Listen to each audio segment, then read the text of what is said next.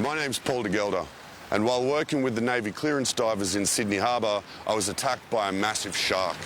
The shark removed my entire hamstring and my hand. Without the calm reactions of my teammates and the application of a tourniquet above the wound, I may not have survived.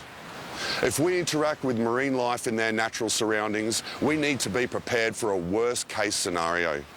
The Acute Shark Attack Pack is designed specifically to meet the needs of a shark interaction. We all love the great outdoors. We should all interact and respect the world around us. In our daily lives, we're used to mitigating the various hazards that we face every day. For example, to avoid the harmful rays of the sun, we're all used to slip, slop, slap.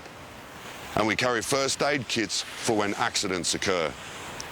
Most fatalities following interactions with sharks are the result of catastrophic hemorrhage. Recent experience with traumatic amputation has shown that rapid use of an effective arterial tourniquet will save a life in these circumstances. The Australian and New Zealand Resuscitation Councils both recommend that if severe bleeding cannot be controlled by the application of sustained pressure to or near the wound, a tourniquet may be used. Sea Shepherd medical advisors have adapted the widely used first aid algorithm that is included in the Shark Pack to ensure it deals directly with catastrophic bleeding associated with shark interaction.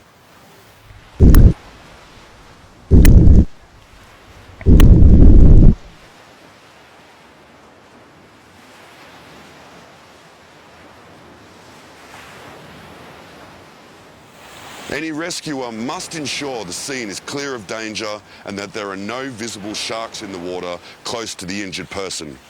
Failure to do so will risk the life of any rescuer and increase the medical response required. Any shark attack victim must be rescued onto a solid surface prior to treatment.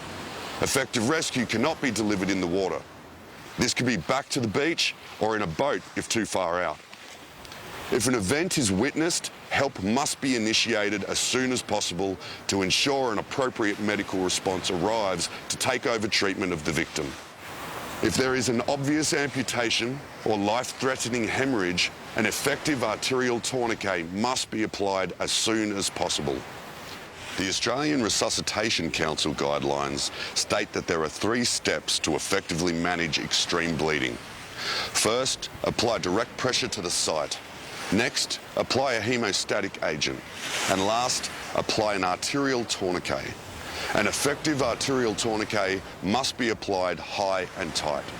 If possible, the tourniquet must be applied at least 2 centimetres above the wound, as near to the top of the limb as possible. In the case of an obvious amputation with active bleeding, don't waste time and apply an effective arterial tourniquet immediately. The tourniquet must be applied tight enough to ensure visible bleeding has ceased, and then secure to ensure the pressure remains.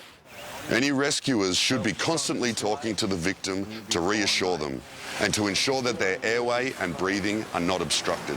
Hey mate, help is on its way. We've got the tourniquet on and the ambulance is on its way, mate. Yeah, you'll be fine. Yeah, I'm feeling really faint. You right, mate? You okay? Hello? Caleb.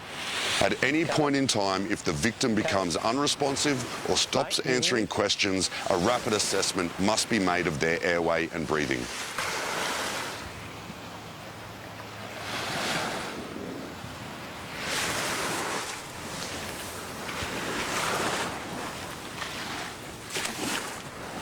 If normal breathing is not present, then CPR must be started.